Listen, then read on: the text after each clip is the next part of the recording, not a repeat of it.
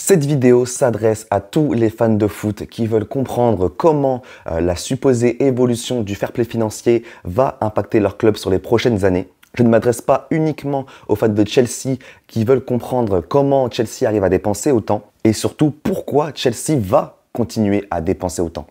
Oui. Et pour que cette vidéo soit recommandée le plus possible par YouTube les amis, je vous invite dès maintenant à lâcher votre meilleur like et à commenter si vous avez des avis ou des questions à poser. Je réponds à tous les commentaires. C'est parti, let's go! Salam à tous les amis, c'est vrai que dernièrement on peut voir sur les réseaux que les récentes dépenses de Chelsea ont créé une espèce de jalousie auprès des supporters des autres clubs de foot, mais aussi surprenant que cela puisse paraître, ces gens interprètent mal certaines choses. Chelsea a dépensé environ 450 millions d'euros au moment où je vous parle depuis le rachat de Boehly. Et dans cette vidéo, je vais vous expliquer pourquoi on peut dépenser autant, pourquoi on va continuer de dépenser autant, pourquoi pour l'instant on n'enfreint pas du tout les règles du nouveau fair play financier qui est censé exister. Et enfin, s'il le voulait, peut-être que ton club pourrait faire pareil que Chelsea. On va voir tout ça. Dans cette première partie de la vidéo, les amis, on va surtout parler donc du fair play financier, on va parler du concept d'amortissement, tout ça articulé autour du contexte de Chelsea. Aujourd'hui, le fair play financier, c'est quoi? Il te dit aujourd'hui que tu peux, sur 3 ans, dépenser maximum 70% de tes revenus sur les transferts et sur la masse salariale. Donc, on peut voir que sur les dernières années, que les revenus annuels de Chelsea, par exemple, tournent autour de 500 millions. C'est en moyenne nos revenus sur les dernières années. Dites-vous en plus qu'en 2020, oui, l'année Covid, Chelsea a dégagé 36 millions de bénéfices. Et que le club lui-même a déclaré sur son site que s'il n'y avait pas eu le Covid, le club aurait probablement battu son record de revenus en dépassant les 570 millions d'euros. Mais donc pour en revenir au FPF, prenons la moyenne des revenus de Chelsea sur les dernières années, qui est donc de 500 millions. Tu prends également la masse salariale de Chelsea, qui est pour les joueurs de l'équipe A d'environ 210 millions d'euros par an. Et si tu rajoutes les joueurs prêtés, c'est 250 millions d'euros. Bon, même si on ne paye pas le salaire des joueurs prêtés, c'est pas grave. Prenons 250 millions, ça va être plus simple pour les calculs. 70% donc de 500 millions d'euros de revenus pour Chelsea, ça correspond à 350 millions d'euros. Donc 70% de 500 millions d'euros des revenus de Chelsea, ça correspond à 350 millions d'euros. Si tu prends 250 millions d'euros, il te reste donc 100 millions d'euros que Chelsea peut dépenser dans les transferts par an. Et là, vous allez me dire, oui, mais Chelsea a largement fumé beaucoup plus que 100 millions d'euros rien que sur les 6 derniers mois. Et vous n'avez pas tort, mais il y a 2 éléments à prendre en compte. Premièrement, le fait que les règles du fair play financier s'appliquent sur 3 ans te donne la possibilité d'équilibrer sur les années. C'est-à-dire que, par exemple, admettons en année 1, Chelsea dépense 90% de ses revenus en transfert et en masse salariale. Et que la deuxième année, Chelsea dépense 50% de ses revenus. Et que la 3e année, par exemple, ils dépensent 70% de leurs revenus. Ça fait que sur les 3 ans que va étudier le fair play financier, ils ont respecté la règle des 70%. Dites-vous que même si Chelsea dépense à fond sur les 2 premières années, rien que s'ils dépensent rien en transfert sur la 3e année, ça peut les sauver et équilibrer le tout. Deuxième élément capital à prendre en compte, c'est l'amortissement. Je sais, on l'entend de plus en plus, mais c'est pas pour rien, puisque c'est l'élément majeur qui permet de contourner les nouvelles règles du fair play financier. Pour faire simple, Mudryk a coûté 70 millions d'euros à Chelsea. Et là, vous vous dites, 70 millions sur les 100 millions qui peuvent être dépensés, c'est énorme, oh là là. Non, ça marche pas du tout comme ça. Dans la comptabilité du football, un club peut diviser le montant d'un transfert par le nombre d'années de contrat du joueur. Mudryk a signé 8 ans et demi à Chelsea. Prenons 8. 70 millions divisé par 8, ça fait moins de 9 millions d'euros par an. Et aux yeux du fair play financier, c'est ce que va coûter Mudryk à Chelsea. Voilà pourquoi pour l'instant, Chelsea ne devrait pas être inquiété par le fair play financier.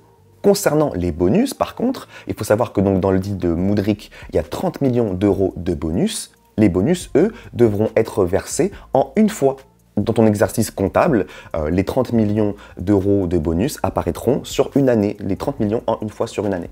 Mais là où Chelsea a encore une fois été bon, c'est que les bonus en question, c'est une victoire en Ligue des Champions ou en Première Ligue. Et il faut savoir que la somme remportée pour une victoire dans ces compétitions-là dépasse largement 30 millions d'euros. Donc dans tous les cas, Quand ces bonus seront activés, ils seront automatiquement couverts par les revenus qu'ont généré cette victoire. De plus, il y a les clauses libératoires que tu ne peux pas étaler. C'est aussi un montant qui va apparaître en une seule fois sur un exercice comptable. Et c'est la raison pour laquelle on a refusé de sauter la clause libératoire de Enzo, les amis. Parce que là, ça nous aurait obligés à faire très attention au fair play financier. Une clause de 120 millions d'euros, c'est d'office 120 millions qui apparaissent sur l'exercice 2022 de Chelsea, par exemple. L'une des solutions à ça, qui a été évoquée par les médias notamment, c'était de payer un peu plus que la clause. Donc c'était, il me semble, 127 millions d'euros pour que ce soit considéré comme un transfert classique et l'étaler sur plusieurs années comptablement. Et c'était compliqué à négocier puisque Chelsea n'était pas forcément chaud pour payer aussi cher le joueur. Et Benfica insistait pour le montant de la clause, sûrement parce qu'il voulait l'argent tout de suite pour peut-être éponger des dettes ou j'en sais rien. Mais par contre, les amis, c'est un système qui a été appliqué notamment pour Christopher Nkunku, puisque je vous rappelle qu'il avait une clause libératoire de 60 ou 65 millions d'euros et que d'après Fabrizio Romano, Chelsea a payé entre 68 et 70 millions d'euros. Et vous savez pourquoi maintenant? Pour pouvoir étaler le transfert. En gros, ce que je suis en train de vous dire, c'est que si demain, Chelsea veut poser 500 millions d'euros sur Kylian Mbappé et lui filer un contrat de 10 ans, par exemple, eh ben, ça reviendrait à 50 millions d'euros par an. Admettons qu'on augmente grave nos revenus marketing et que le club augmente les prix des places de match et que les droits TV de la Première Ligue explosent, ben, ça pourrait le faire. Ça pourrait le faire. Parce que oui, autre élément à prendre en compte dans tout ça, c'est que les revenus peuvent augmenter avec le temps. Les droits TV de la Première Ligue vont augmenter. Le marketing peut rapporter plus. Les ventes de joueurs sont aussi à prendre en compte. Et la vente d'un joueur, c'est magnifique, puisque tu augmentes tes revenus et tu allèges ta masse salariale. Rappelez-vous, les 70%, c'est sur les transferts et la masse salariale. Quand tu vends un joueur, tu abaisses cette masse salariale. Donc tu peux augmenter tes dépenses. Et Chelsea, les amis, sait très bien vendre et va continuer de bien vendre. Sur les 10 dernières années, on est le club en Angleterre qui vend le mieux. Rien que ça. C'est une des raisons qui explique pourquoi Chelsea vit bien et peut se permettre de dépenser autant. Si on s'intéresse à la situation financière de Chelsea sur les dernières années, on peut voir notamment que, vous voyez, il y a des exercices, on n'est pas le club le plus endetté en Angleterre, on est derrière Manchester. Et Arsenal qui se plaint, ils sont derrière nous. Enfin, juste derrière nous, ils sont 3e quand même. Mais voilà, il faut quand même voir qu'on a des exercices uniquement au niveau des transferts qui sont dans le positif quand même.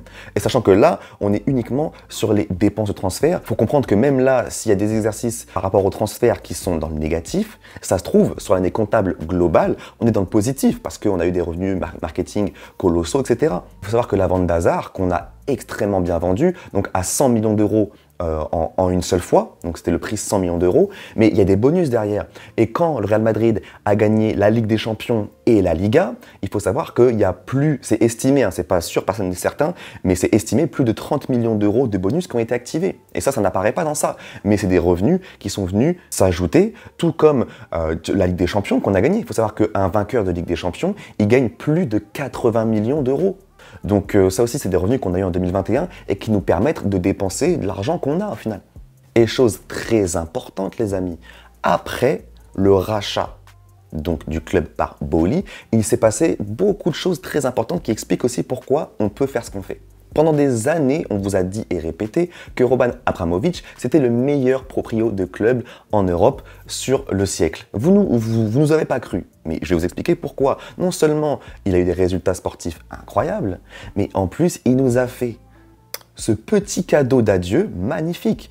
Il a tenu absolument que dans la vente du club, il y ait une partie allouée à l'effacement des dettes du club.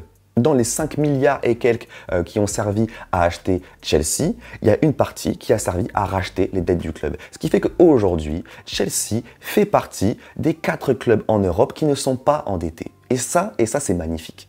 Et ça fait que contrairement à beaucoup de clubs en Europe, Chelsea dépense l'argent qu'il possède.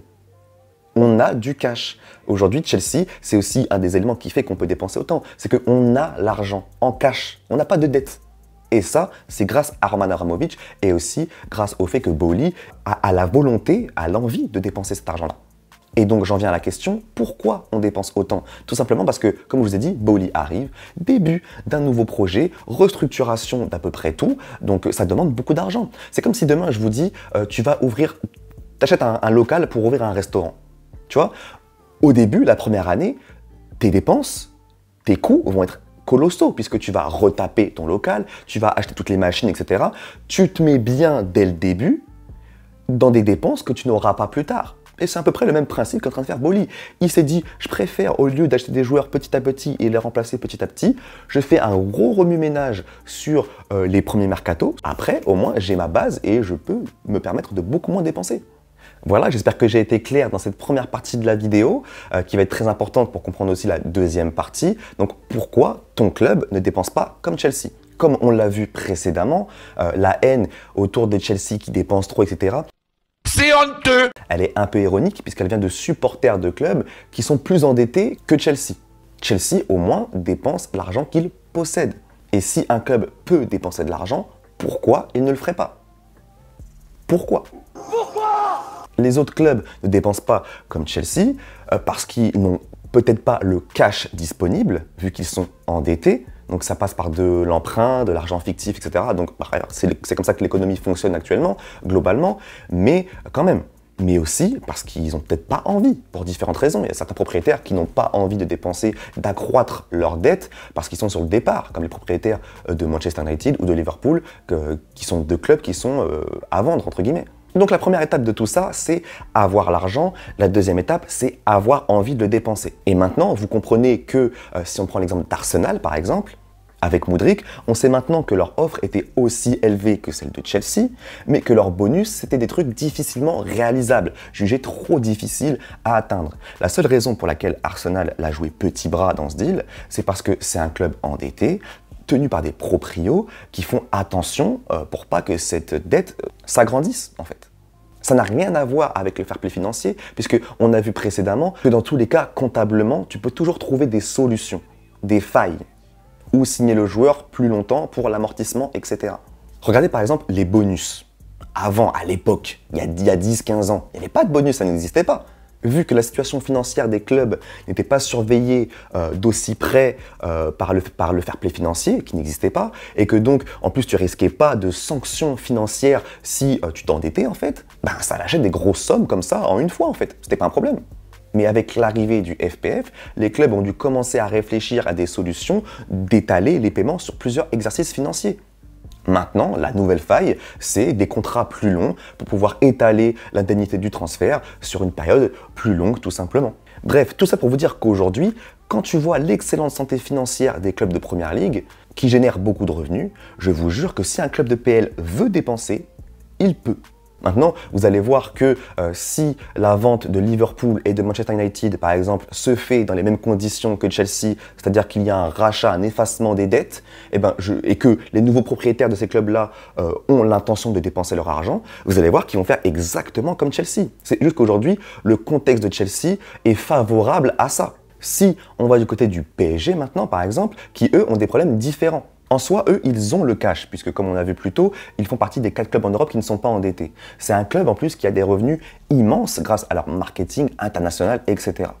Mais eux, c'est leur masse salariale qui est beaucoup trop élevée. Quand tu entends le PSG dire « il n'y a pas d'arrivée sans départ », c'est pas par rapport à leur balance nette de transfert en soi, mais parce qu'ils veulent dégraisser leur masse salariale en priorité. Paris, c'est 390 millions de salaires annuels hors bonus. Ça fait beaucoup là, non? Et on sait que Mbappé, Neymar et Messi, ils ont négocié de sacrés bonus. Ah! Qui donc, quand ils seront payés en une seule fois dans un seul exercice comptable, je vous rappelle. C'est énorme. Rien que comparé aux 250 millions d'euros de masse salariale de Chelsea, c'est colossal la masse salariale du PSG, c'est colossal, vraiment. Et chaque année, ça t'oblige à avoir de gros revenus pour pouvoir rester dans les clous des 70% de tes revenus que tu peux dépenser. Comme on a vu en début de vidéo. Et d'ailleurs, si ça t'intéresse de connaître la situation, la grille salariale de Chelsea actuellement, j'ai fait une vidéo où je parle de la prolongation de Mount et où justement je parle de la grille salariale de Chelsea. Donc tu peux aller voir cette vidéo-là qui, je pense, pour tous les fans de Chelsea, sera ultra intéressante. Et pour finir, tu as des clubs espagnols ou italiens comme le Barça, Madrid ou la Juve qui ont des dettes monstrueuses qui les paralysent complètement. C'est d'ailleurs pour ça qu'ils veulent créer la Super League pour générer plus de revenus et réduire leurs dettes gargantuesques. Donc chacun a des petits problèmes comme ça un peu différents. En tout cas, en première ligue, les revenus sont élevés, donc ils ont un peu moins de problèmes que les autres, entre guillemets. Mais voilà, j'espère que cette vidéo vous a aidé à comprendre pourquoi Chelsea n'a absolument rien à se reprocher et a raison de dépenser autant. J'espère que vous avez compris aussi le fonctionnement du fair play financier, parce que c'est ce qui va un peu animer l'actualité de nos clubs sur les prochaines saisons. Il faudra surveiller ça comme ça. Maintenant, dans cette vidéo, vous avez tous les éléments pour comprendre le pourquoi du comment. Cette vidéo m'a demandé un travail monstrueux. J'apprécierais énormément qu'en un petit clic, vous me rendiez l'appareil, soit sur un like, soit sur un abonnement. Ça ferait vraiment plaisir. Sur ce, je vous souhaite vraiment à tous de kiffer votre saison en club et on se retrouve à bientôt pour une nouvelle vidéo sur Football is Blue. Ciao!